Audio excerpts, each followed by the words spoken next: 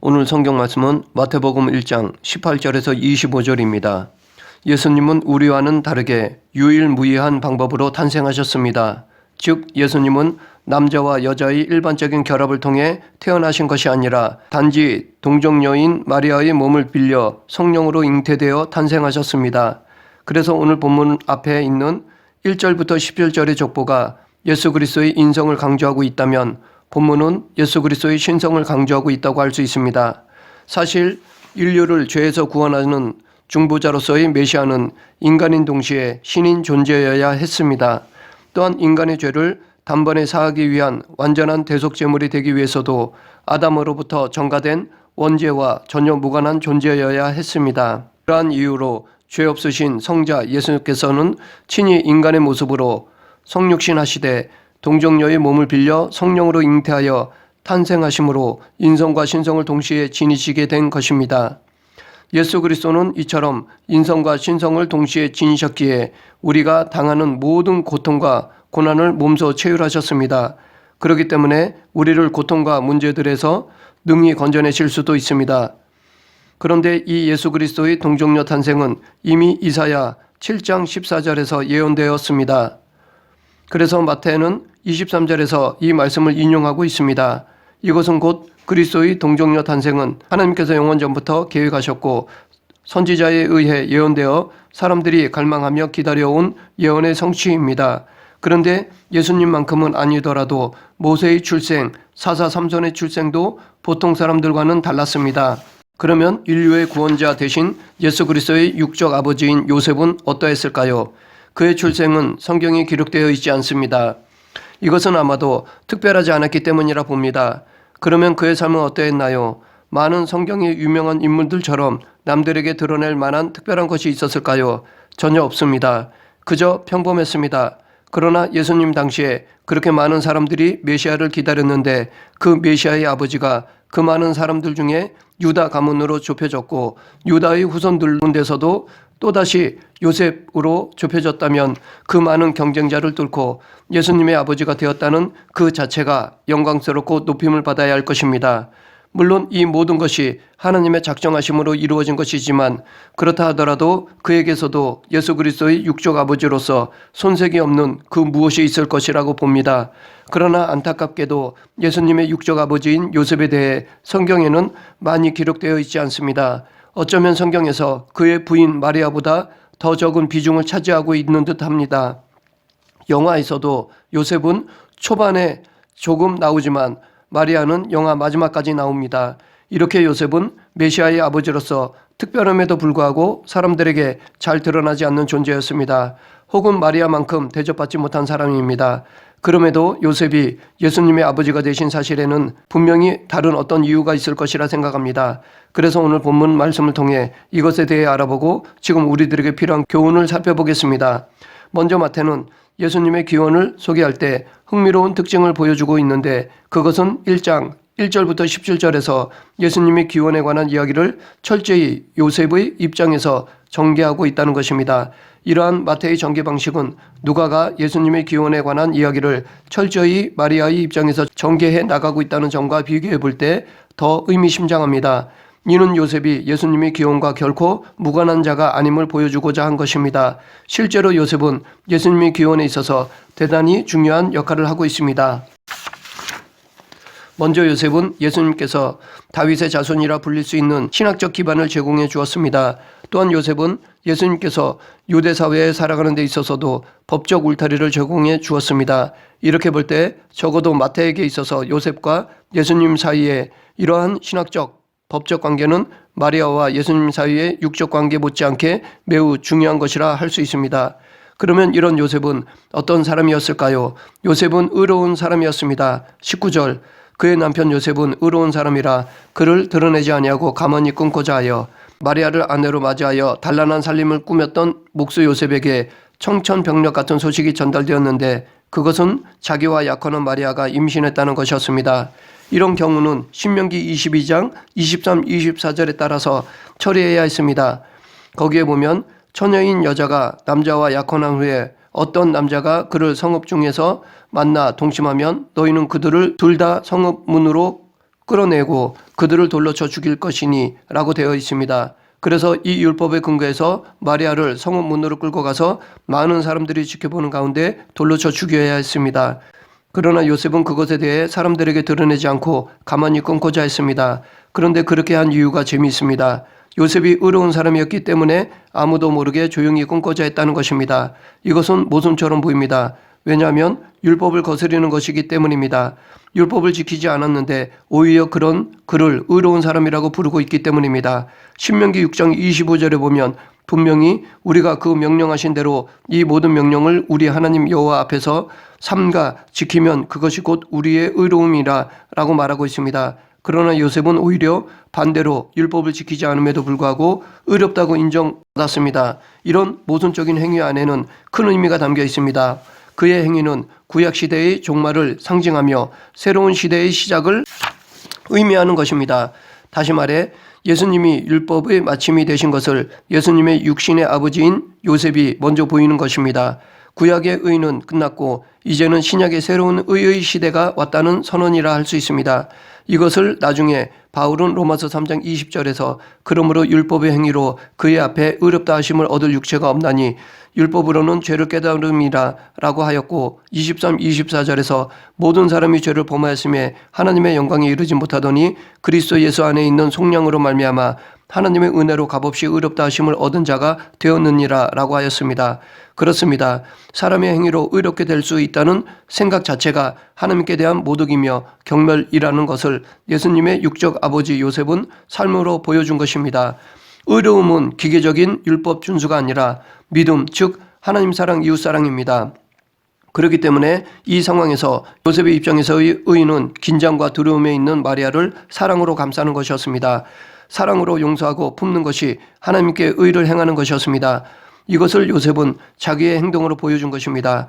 후에 바울도 로마서 13장 10절에서 사랑은 이웃에게 악을 행하지 아니하나니 그러므로 사랑은 율법의 완성이니라 라고 하였습니다. 요셉은 당시 경건하던 바리새인들의 율법주의를 뛰어넘어 하나님이 원하시는 율법의 정신을 행한 진정한 의인이었습니다.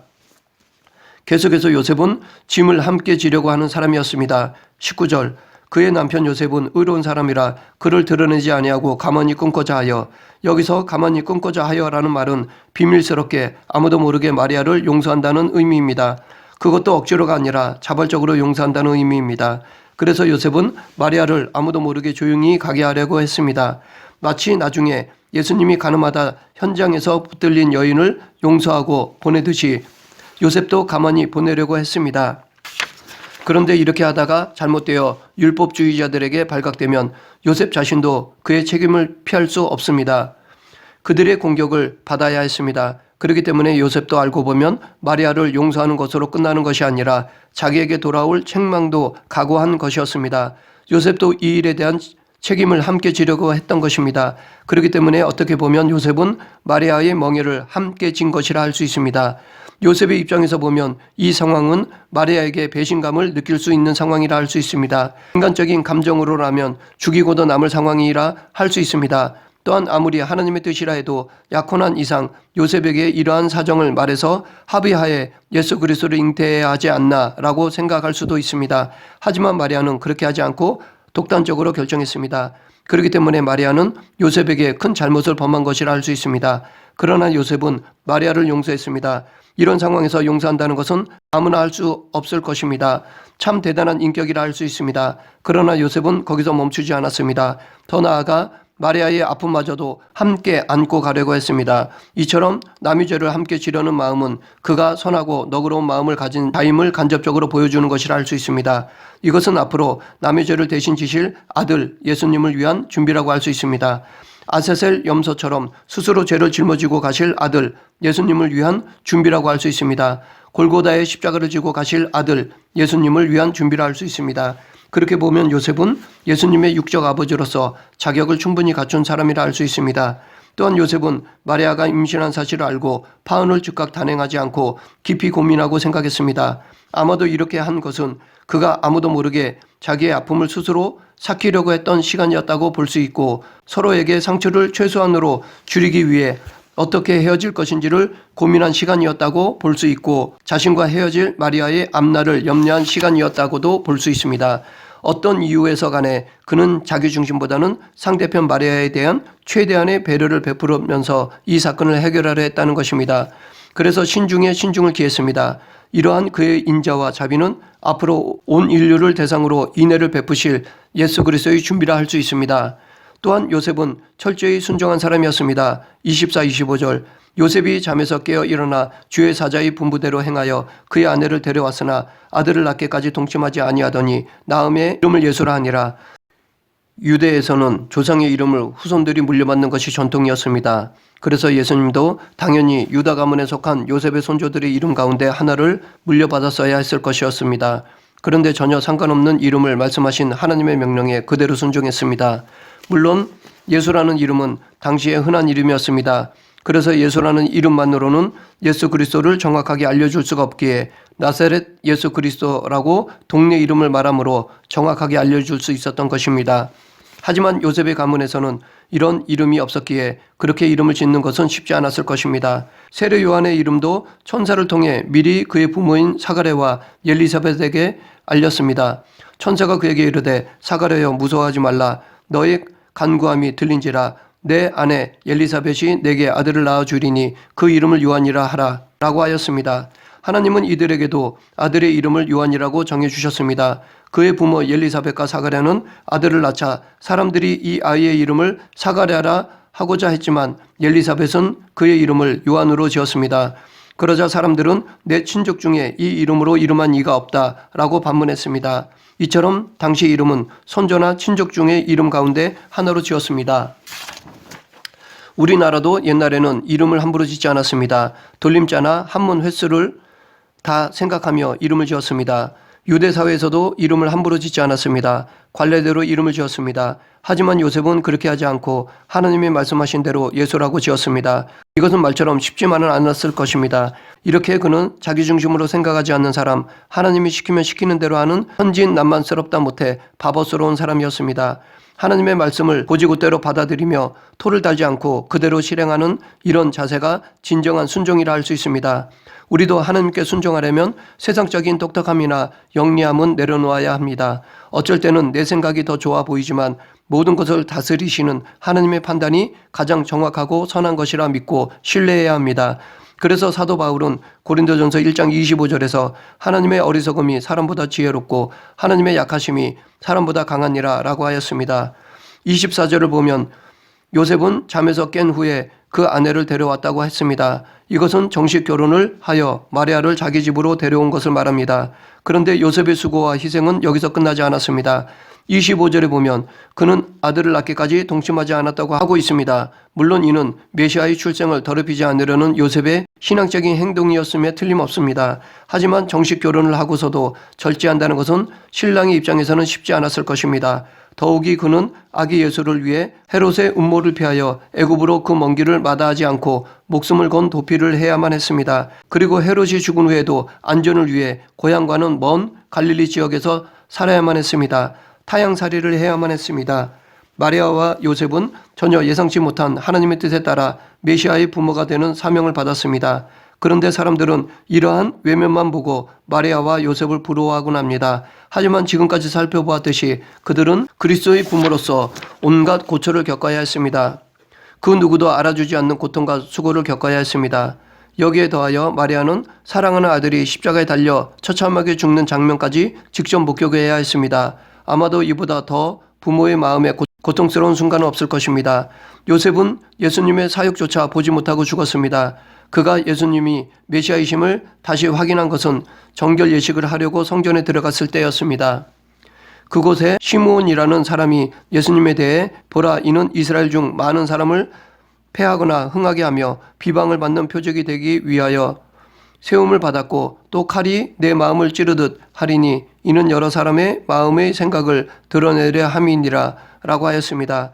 그런데 이 말은 부모가 듣기에 썩 좋은 말은 아니었습니다. 오히려 부모의 마음에 못을 박는 아픔을 주는 예언이었습니다. 요셉은 하나님께 순종한 결과 세상의 부귀영화가 아니라 아들 예수님의 십자가에서의 죽음에 대한 예언만 들었을 뿐이었습니다. 살해생전 메시아의 아버지라고 사람들로부터 부러움을 느끼는커녕 앞으로 십자가를 지어야 할, 고난받아야 할 아들 예수님에 대한 예언을 죽을 때까지 마음에 품고 살아야 했습니다. 믿는 사람치고 하나님께 크게 쓰임받고 싶다고 기도하지 않은 사람은 없을 것입니다. 우리들이 이렇게 기도를 드리는 이유는 크게 쓰임받는 종일수록 남들의 부러움을 살 정도의 영광을 누릴 것이라고 생각하기 때문입니다. 하지만 그것은 한편만 바라보았기 때문입니다. 하나님으로부터 받은 사명이 크면 클수록 치러야 할 희생도 크다는 사실을 잊어서는 안 됩니다. 하나님으로부터 크게 쓰임받기 원한다면 우리도 마리아와 요셉 그리고 사도 바울이 겪었던 그러한 고난을 각오해야 할 것입니다. 마지막으로 요셉은 영적인 사람이었습니다. 요셉은 하나님의 말씀을 듣고 깨달을 수 있는 영적인 사람이었습니다.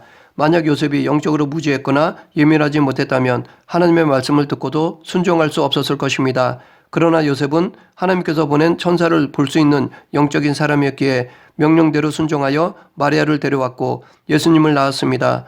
또한 가족이 헤롯에게 쫓길 때도 하나님은 마리아가 아니라 요셉에게 꿈으로 나타나셔서 인도하셨습니다. 하나님은 요셉의 가장된 권위를 인정하시고 그를 통해 그 가족을 보호하고 인도하셨습니다. 이렇게 그는 영적으로뿐 아니라 육적으로도 가족을 사랑하고 섬기는 성실한 가장으로서 하나님의 인정을 받았던 사람이었습니다. 이와 같은 영적인 요셉은 예수님의 육적 아버지로서 손색이 없다고 생각합니다. 말씀을 정리하겠습니다.